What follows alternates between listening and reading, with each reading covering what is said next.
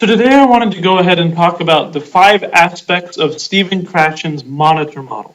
Okay, so let's go ahead and jump into it. The first one that we encounter is the acquisition and learning hypothesis. So I feel to better understand this, we can sort of harken back to the last video I made on Lev Vygotsky and his social theory of learning. In that video, we learned that Lev Vygotsky made the distinction between something that was a spontaneous concept and something that was a scientific concept. So what I really want to do is sort of set these together with acquisition and learning.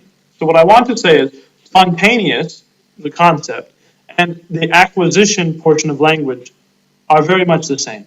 And then on the other hand, we have the learning side, the learning language, and the scientific concept. So we can sort of put these in 2 boxes and categorize in this way. So the spontaneous, or acquiring language, as we just pointed out, is characterized by real-life experiences, and it's usually acquired in sort of a subconscious manner, and in a manner meaningful to a particular person. So in the last video, we used the example of a car.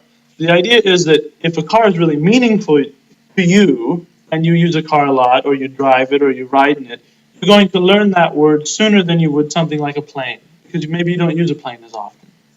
Now, the only distinction here is that Krashen makes the point that acquiring language usually happens within a social context as people try and communicate and interact with each other. So that's really the only main distinction there.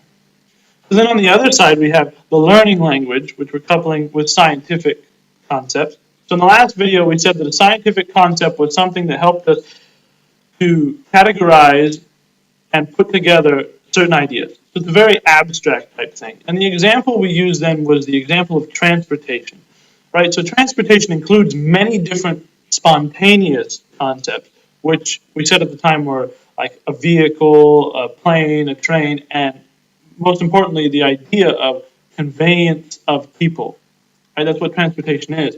So the hard part with a scientific concept, or in this case, learning language, is you can't point to something and say, that is transportation, right? It's not an object. No such object will be found in the known universe.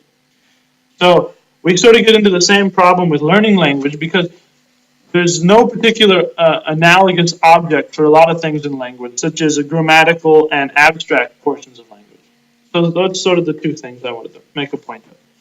So from that, we move on to the second portion of Krashen's monitor model, and that is the natural order hypothesis.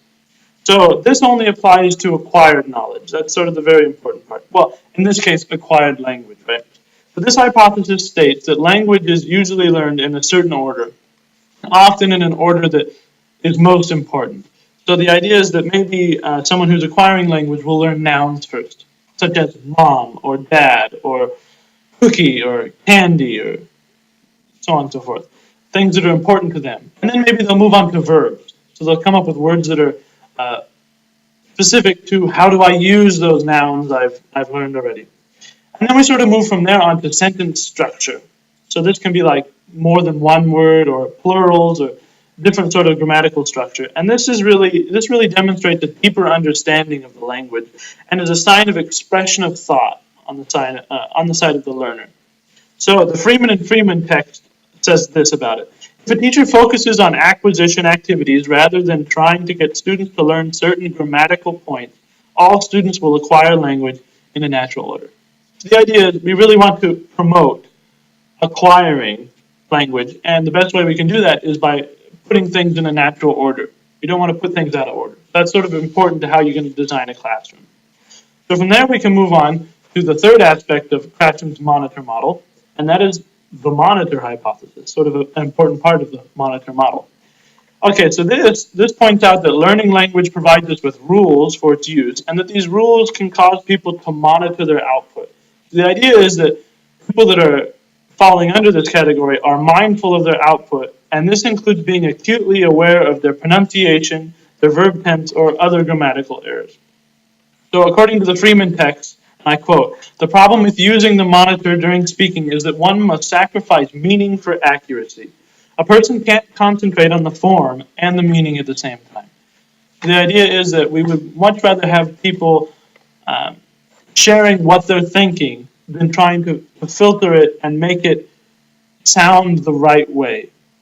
We want to hear what they're thinking and not how they're thinking it. So the idea is that we sort of gently nudge them toward conveying the idea later in maybe a better way that's more understandable to more people.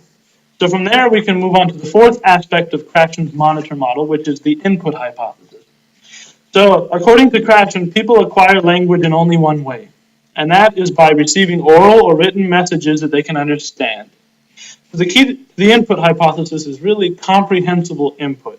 See, acquiring language cannot happen if we don't receive input that we're able to cognitively grapple with. So if it's not something that's on our level, we're not going to be able to grapple with it. Okay. So we might need help. So that sort of harkens back maybe to Lev Vygotsky's zone of proximal development. Maybe that can be used in helping people get through the input hypothesis portion. They can be helped with stuff they can't yet grapple with, and then maybe one day they'll be able to grapple with it. So from there, we move on to the fifth aspect of Krashen's monitor model, and that is the affective filter hypothesis. So this is the idea that, and I quote the text, many language learners realize that the reason they have trouble is because they are nervous or embarrassed and simply can't concentrate. So the affective filter hypothesis can cause particular problems from ELLs, especially those who are shy or easily embarrassed, because they may refrain from saying certain words or phrases because they feel they'll say it wrong and perhaps they'll be made fun of. So it's really important to be aware of that in a classroom because you want your students to feel like they can express their thought without being made fun of. So my hope is that after today's discussion of Krashen's monitor model, you are more understanding of how parts of language are acquired and learned. And furthermore, I hope you realize that the particular hurdles of English language learners are quite immense in learning the language, and they must overcome quite a lot to learn English, or any other language for that matter. So based on today's discussion, there are a few features I think are very important to have in every classroom. The first feature I would like to suggest putting in place is an accepting and welcoming atmosphere. Because it's very much my opinion that if you don't have a welcoming and accepting atmosphere, none of the other language ideas you put into place to help ELLs learn better, they're not going to work. You have to have an accepting and welcoming atmosphere before any of those ideas can be put in place. So the second feature I would suggest putting in place in a classroom would be a curriculum that introduces new material and new terms in a manner that is meaningful and meets the students at their current language level. So it's very difficult to sort of decide where that is because there are so many students in classrooms that you go with the lowest students, or you go with the middle ground, or the people that are at the top. And that's a debate that's been in education for a very long time. I'm not going to comment too much on it now, but the idea is that you really need to help them foster particular terms starting from where they are, because they won't be able to grapple with it if it's too far above their head, and they'll be bored with it if it's too long. So, if you like this video, please subscribe and leave a comment below, and check out my last video on Lev Vygotsky's social theory of learning. So thank you very much, and have a good day.